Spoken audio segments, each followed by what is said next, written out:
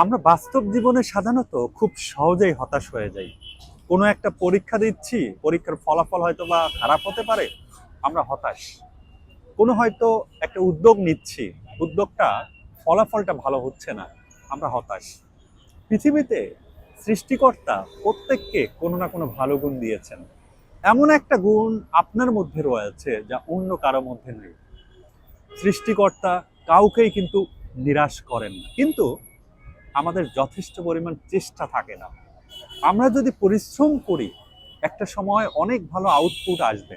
এবং আপনি হয়তো পৃথিবীর মধ্যে নিজেকে সবচেয়ে অযোগ্য ব্যক্তি মনে করছেন, কিন্তু আপনার মধ্যে এমন গুণ রয়েছে যেটাকে আপনি প্রপার যদি ইউটিলাইজ করেন, তাহলে পৃথিবীর মধ্যে সবচেয়ে যোগ্য ব্যক্তি নিজেকে মনে করবেন।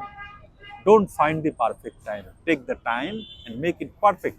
প্রতি মুহূর্তে চিন্তা করুন যে আমি কিভাবে সময়কে কাজে লাগাতে পারি। একটার পর একটা আইডিয়া চেষ্টা করতে থাকুন, বা একই আইডিয়া আপনি ভিন্নভাবে চেষ্টা করতে থাকুন। দিন রাত পরিশ্রম করে যাবেন, তরুণ বয়সে দেখবেন আপনি ভালো করতে পারছেন। নিরাশ হবেন না। আপনি আপনার পরিশ্রম দিয়ে পৃথিবী জয় করতে পারবেন।